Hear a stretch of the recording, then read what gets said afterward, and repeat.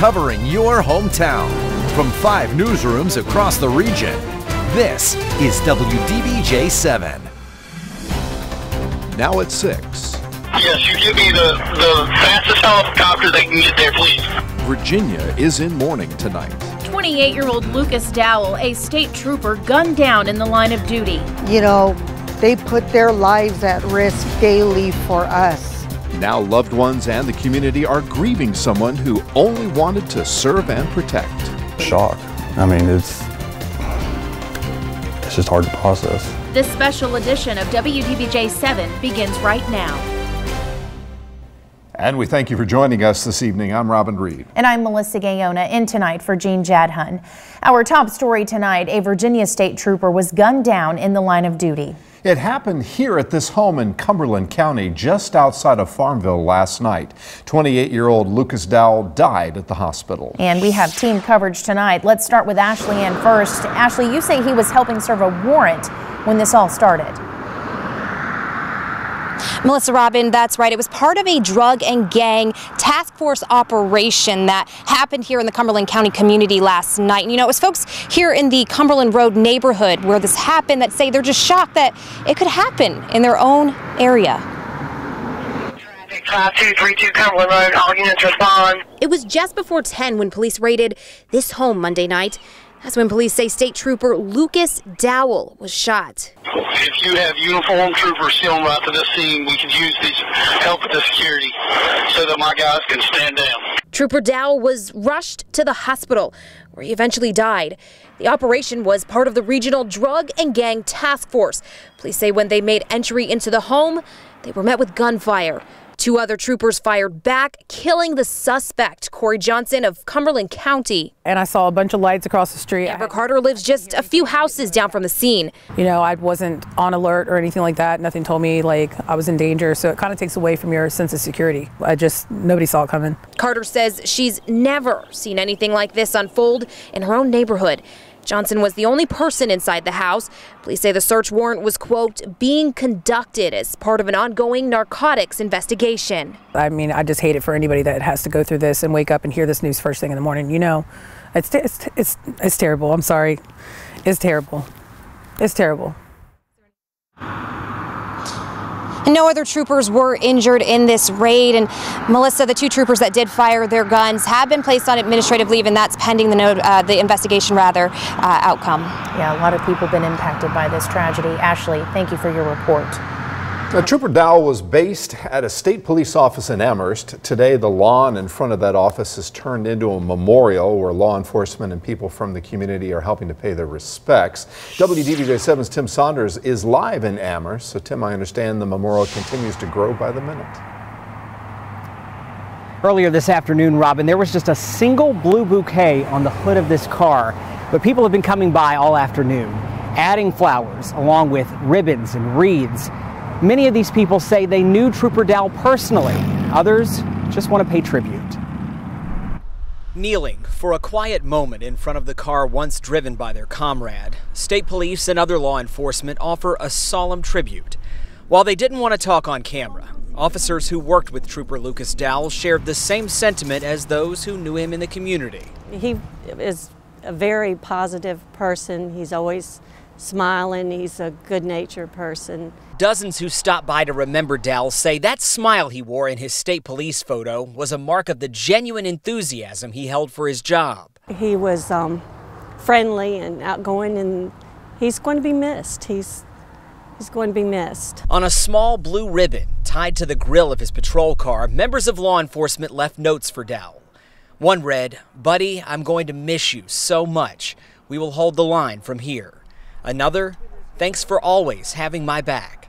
People in the community like Steve Martin say they knew Dowell and felt compelled to show up and honor him. Just sad, heartbroken, kind of angry, but I just feel so bad for his family. Lucy Mack drove more than an hour from Buckingham County to lay a wreath in front of Dowell's patrol car. She said Dowell was a member of her gym, but she's devastated for those who knew him much better. That's someone's son. You know, that's someone's grandson or uncle or cousin. It breaks my heart. There's a really solemn moment out here earlier this afternoon. A number of Virginia State troopers and other law enforcement officers gathered around this patrol car. They wanted to pull some of Trooper Dowell's personal effects out of the vehicle. And even though there are a number of reporters here gathered to cover this story, we all took a step back and gave those officers an opportunity to mourn privately. I've reached out, Robin, to a number of law enforcement officers today to try and talk to them a little bit about Dowell. We wanted to try and humanize him and help the audience understand who he was. While the officers I talked to were appreciative that we reached out, they said they were just too distraught to talk on camera, but they wanted everyone to know that Trooper Dowell took his job very seriously and understood the sacrifice he was making. Understood. Reporting live for us tonight in Amherst, Tim Saunders, thank you very much. Lynchburg's police chief, Ryan Zudema, released a statement today expressing condolences for the loss of Trooper Dowell. It reads in part, the Lynchburg Police Department grieves the tragic loss of Virginia State Police Trooper Lucas Dowell. We offer our support to the VSP during this extremely difficult time, as well as our thoughts and prayers to the trooper's family. We are humbled and thankful for Dowell's selfless example of dedication and sacrifice. Trooper Dowell grew up in Chilhowie, where he played football and baseball in high school. Looking through his senior yearbook from 2009, it's clear Dowell was a beloved classmate, teammate, and friend. WDBJ7's Leanna Scacchetti spent time with someone today who watched Dowell grow into that young man. Leanna, you say his high school coach remembers him well. That's right, Melissa. Coach Robinson has been coaching here at Chilhowie High School for the last 2 decades, but he told us today Lucas Dowell was a student he never forgot. But his death comes on the heels of another death of a former student, which is still rocking this small, tightly knit community. It was a shock, and it's been on my mind all morning, all afternoon. I can't escape it. Coach Jeff Robinson has seen life play out on the fields and hallways of Chilhowie High School. Now it's the loss of the players, not the games, that saddens him most. You know, Lucas is one of those that sticks out to you. You always remember. Robinson coached a teenage Lucas Dowell in football and baseball, saying that while he was no exceptional athlete, he was an exceptional teammate. He had just a smile that light the room up, and such a great personality. Usually when you were around him, you were smiling, laughing yourself. Robinson remembers Dowell knowing from an early age that he wanted to pursue law enforcement. In 10 years, he sees himself being a U.S. Marshal or in the FBI. It wasn't long ago he saw Dowell for what would be the last time. It's probably been about 5 or 6 months ago now, and I told him I was proud of him, so that's the last time I saw him. It was at the funeral of Will Walker, friend and teammate to Dowell. Those are two guys that, you know, were doing a lot of good in the world, in the prime of their life, 28, 30 years old, and just gone way too soon. Too soon for those who knew him best, but here at Chilhowie High, Dowell is locked in time, forever remembered for being among the best friend, teammate, and player of a generation. We hope that we make an impression on these young men that come through here, but in the end, they make an impression on you that you don't forget.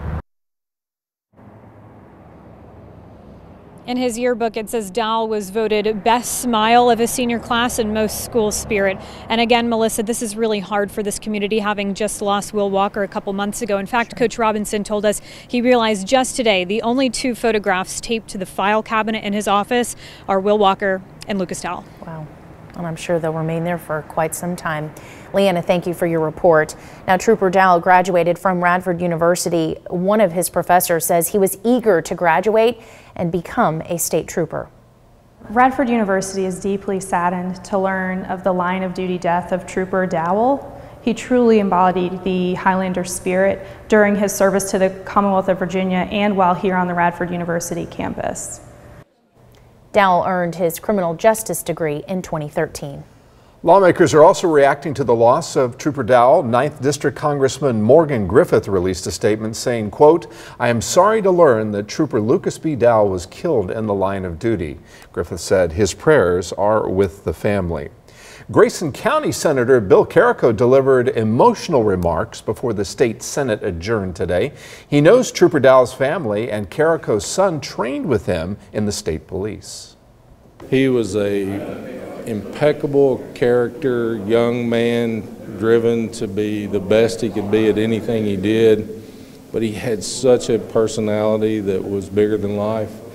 And every team member that he has will know that that's Lucas in a nutshell. And he's going to be greatly missed by everybody. Governor Northam broke his silence today, expressing his condolences for Trooper Dowell's family. The governor said Dowell's passing is a great loss to the Commonwealth.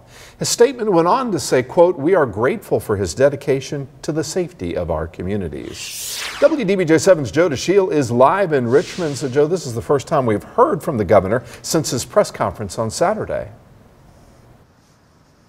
Well, that's right, Robin. The governor has been quiet since Saturday when he held that news conference, but today he did issue that statement, written statement, offering condolences on the death of Trooper Dowell. Now, lawmakers here in Richmond were facing a major General Assembly deadline today, even as national attention remained focused on the state capitol. Do any other senators wish to be heard on Senate Bill 1218? The calendar was packed as lawmakers faced crossover, the deadline for each house to complete action on its own bills. And the Capitol was crowded, where tour groups mingled with camera crews. But even as the work of the legislature continued, so did the questions about Governor Northam's future. He told the cabinet and the other officials yesterday he just wants a little more time. What's a little bit more time going to do for us? It's only just it'll keep all of you right here asking us these same questions until he does. And it's time for him to resign and just get all this behind us. At the same time, Lieutenant Governor Justin Fairfax came and went without any additional comments on the allegations of sexual misconduct he denied yesterday. As network cameras focused on the state capitol and the executive mansion, lawmakers said the mountain of legislation has helped them focus on the work at hand, not the national attention the state is receiving. It could be distracting, but those of us who have been here a while, we know what we have to do, and we know the deadlines, so we just put our head forward and down and go forward. Lawmakers will have to keep their heads down a while longer, Robin. There are many more questions ahead before all of this national attention fades. Indeed. Joe DeShiel with our live report tonight in Richmond. Let's take a break from the news, get to your hometown forecast. It was a sunny start to the day before those clouds started rolling in. Take a look at the sunshine and blue skies in Danville today, where we hit a record high of 75 degrees. The old record was set back in 2008 of 72, one of the only areas that hit a record high today. It was certainly a warm one. We've now cooled down to 63 in Danville, now at 61 in Roanoke and 58 degrees in Blacksburg. We'll drop down into the 40s tonight. Kind of a cool start to your day tomorrow.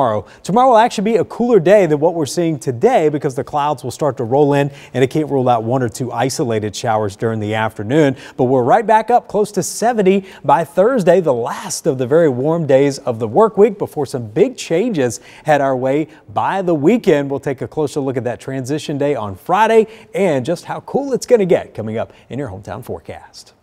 Brent, thank you. You're watching WDBJ 7 at 6, and coming up, a look at the new badges for police in one hometown. Plus, why the warm weather is good for the maple crop.